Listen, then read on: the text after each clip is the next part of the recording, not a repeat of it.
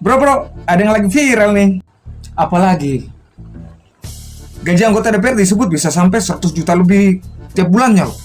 Loh, kok bisa begitu? Padahal kalau kata aturan sih nggak begitu. Gaji pokok anggota DPR itu Rp4.200.000. Wakil ketua DPR Rp4.620.000. Sementara ketua DPR Rp5.040.000. Tidak beda jauh dari UMR DKI Jakarta saat ini. Apakah segitu yang diterima? Ya enggak juga. Tunjangannya banyak. Yang pertama ada tunjangan suami atau istri dan anak. Yang kedua, tunjangan jabatan mulai dari 9.700.000 hingga mencapai 18.900.000 tergantung jabatannya.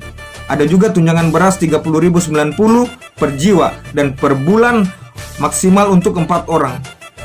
Belum lagi ada uang sidang, terus tunjangan kehormatan, tunjangan komunikasi yang sampai 16 jutaan per bulan.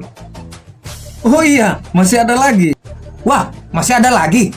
Mati ayam! Tunjangan fungsi pengawasan dan anggaran, tunjangan untuk menggaji asisten anggota, lalu bantuan listrik dan telepon yang sampai 7.700.000. Kalau beli kuota internet, kira-kira sampai berapa tahun dengan tunjangan sebanyak itu? Ya, jadi dari semua itu, kalau di total bisa lebih dari 50 juta.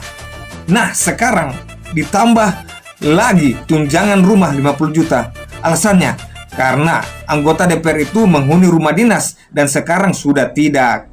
Jadi itu dianggap sebagai uang kompensasi kalau kata Ketua DPR, Puan Maharani. Itu mengapa anggota DPR Komisi 1 TB Hasanuddin menyebut setidaknya anggota DPR bisa menerima lebih dari 100 juta per bulan.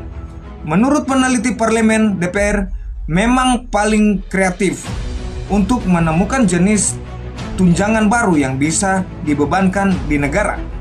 Bahkan Formapi menyebut tunjangan DPR itu tidak ada bedanya sama subsidi yang harusnya diberikan negara kepada masyarakat miskin. Ini sesungguhnya bahasa politik dari istilah yang lebih jelas mestinya disebut sebagai subsidi. Banyaknya variasi subsidi yang diterima anggota DPR nampaknya atau sayangnya berbanding terbalik dengan kinerja mereka.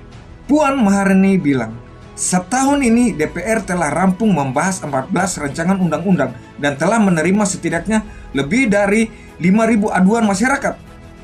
Tapi kalau dari data Formapi, dari 42 rancangan undang-undang, Prolegnas Prioritas 2025 baru satu yang sudah selesai, yakni revisi Undang-Undang TNI. Dengan gaji plus tunjangan gaji yang bisa lebih dari 100 juta per bulan, apa harapan kalian kepada wakil rakyat? Bubar! Bubar! Bubar!